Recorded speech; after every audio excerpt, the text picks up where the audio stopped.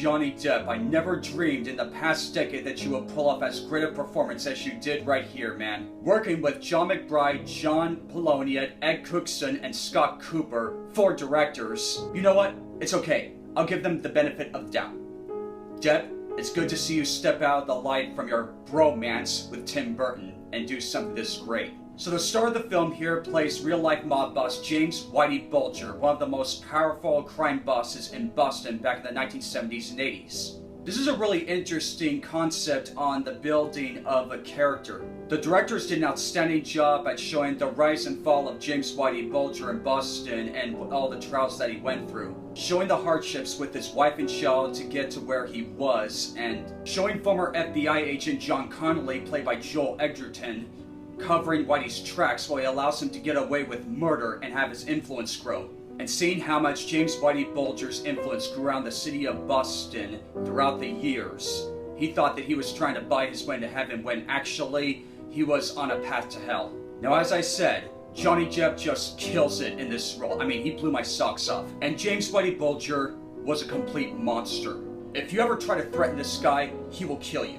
If you ever try to double cross him, he will put a hit out on you. If you ever try to share jokes with him or share secrets, he might kill you. Whitey was a terrifying man. And his so-called friend, Agent Connolly, was just allowing him to get away with mass genocide. Even his poor wife, Marianne Connolly, played by Julianne Nicholson, was starting to lose her husband's trust while Whitey's influence grew. And that poor woman, oh man, she was just completely scared of being trapped in this living hell while her husband was continuing to earn those big bucks from Bulger. She was probably my favorite character in this entire film. The quality of this film is very unique too, like harkening all the way back to the Goodfellas and the Best Picture winner of 2006, The Departed. The blue combined with the gray quality really makes it stand out, as along with the dark neon noir. This is what makes a very unique crime film. That's not to say that I do have some gripes with it, like for the story. I only wished it was developed more so we can have a little more focus on the characters. Like focusing on Agent Connolly and his wife Marianne and what the relationship was like. Or the struggles that Whitey had with his wife and kid and how he tried to help them. Trying to struggle with being a good father and husband, but that's never really explored too much. And I cannot forget Benedict Cumberbatch as Whitey's brother, William Bulger. This guy brings a wonderful performance to this film too. And he does a really unique Boston accent.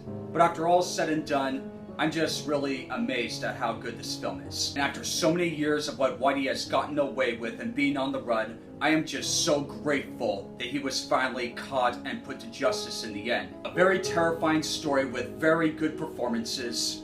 I could definitely see some Oscar or Golden Globe buzz with Depp's part. A little short from being spectacular, but still good. I'm giving Black Mass an 8 out of 10.